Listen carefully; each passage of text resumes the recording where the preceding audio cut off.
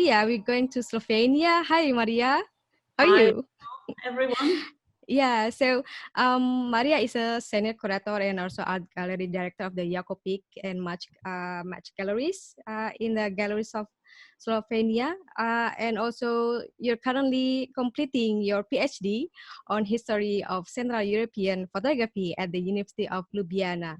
So it's very also interesting because I can see that on your website and the website of the Gallery Jakopič, you also at the gallery and the museum, you have a lot of workshops, and it's something related with the developing innovation, educational approach in photography as accompanying the programs of the exhibition. So yeah, without further ado, so we're looking forward for your presentation, Marija. Thank you. Yes, thank you everyone, and well, good afternoon. Still, it is good morning here in Slovenia.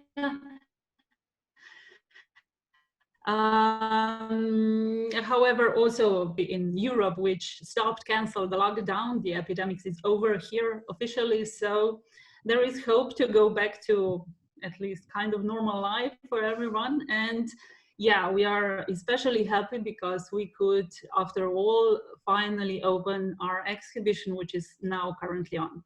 So I'm gonna share my screen.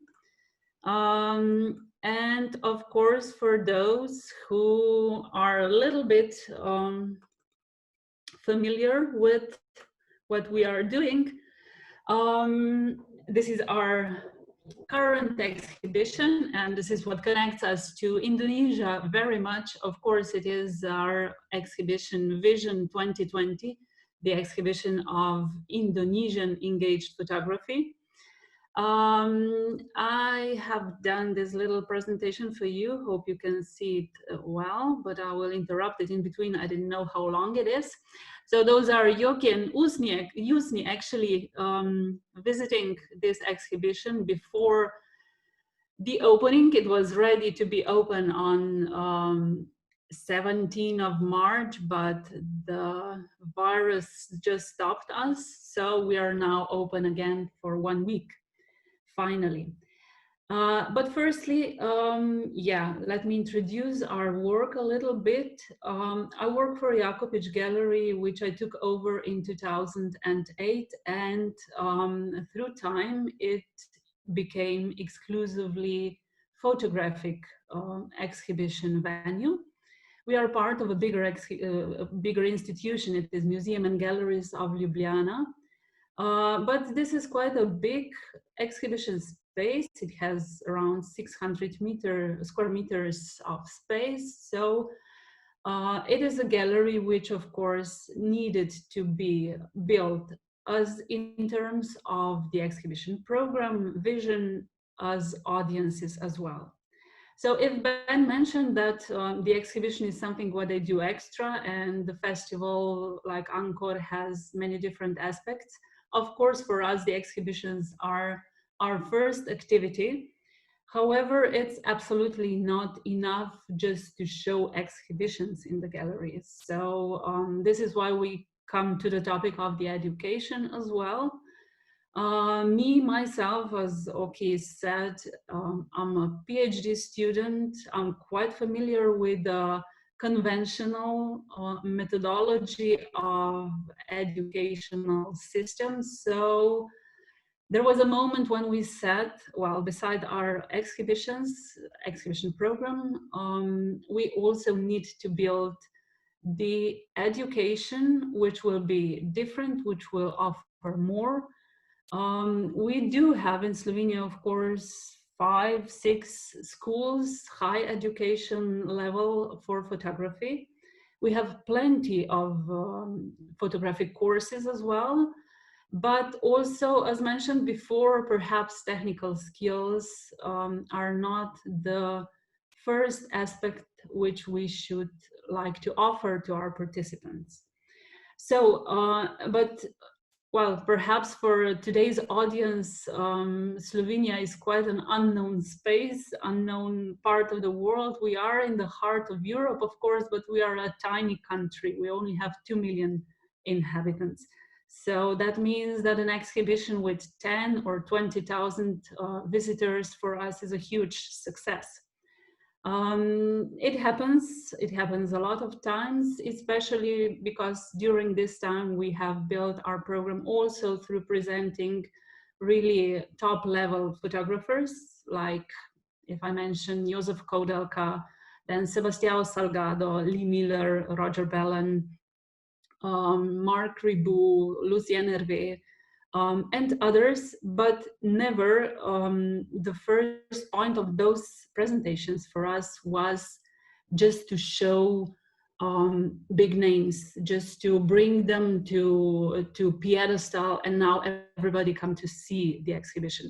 It's not like this. For us, it's always important to learn about others, but also through others, through practices, to learn about ourselves, to try it, to develop our own style, to offer the people, photographers or not yet photographers, to develop their own style.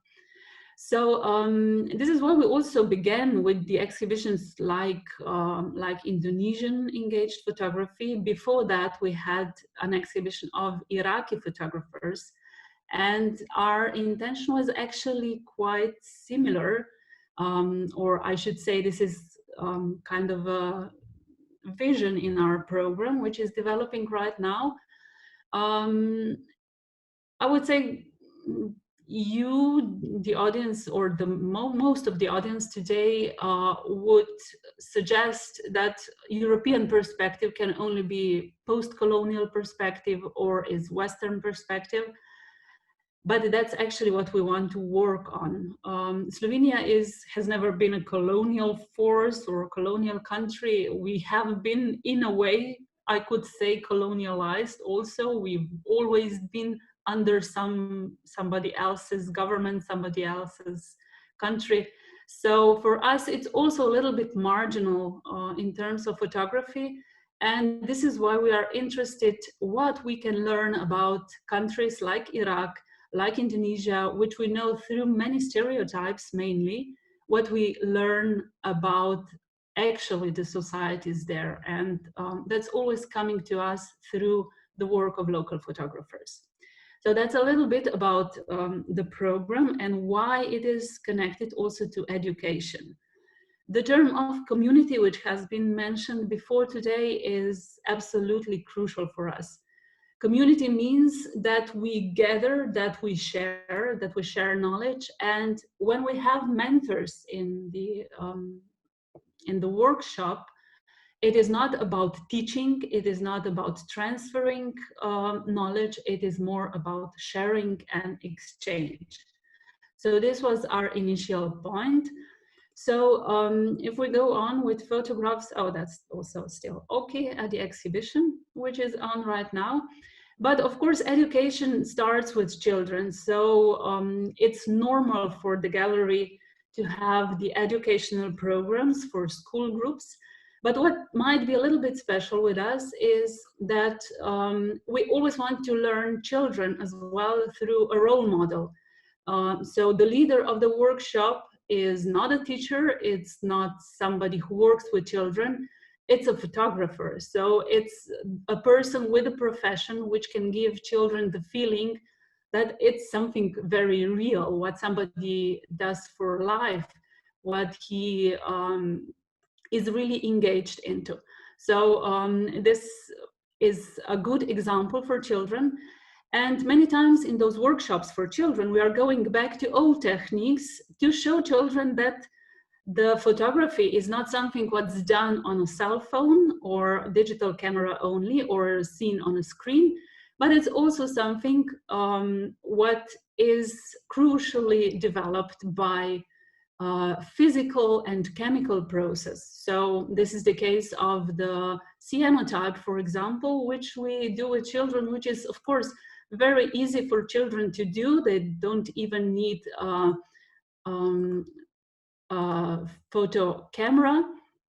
And we also go back to camera obscura, how to make a photograph with a pinhole camera, photograms and so on. So to tell children that photography actually has its development, historical and useful, and also craft aspects, which is good to know if we want to work with photography and to tell something through photography.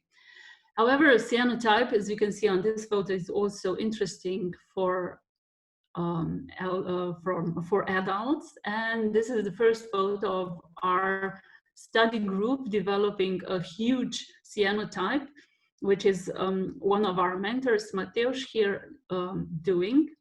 So, and this is our main program for adults, our study group, which is not, again, so much about learning skills, about learning how to take photographs, but it's, as it has been mentioned before as well, it is about learning the language of photography. It is about visual literacy. It is, at the end, always, and this is for me, it's not so much frightful or scaring, but it's beautiful, beautiful aspect, beautiful result of those workshops, which might be life-changing or personality-changing for many people who are involved in it. So how everything began, it began with a discussion among friends, I would say. And those would be Sasha Kral here, as many of you probably know. This is Mateusz, mentioned before, and there is also Method, who is also our mentor. So it's about 4 mentors, beside me, 3 photographers.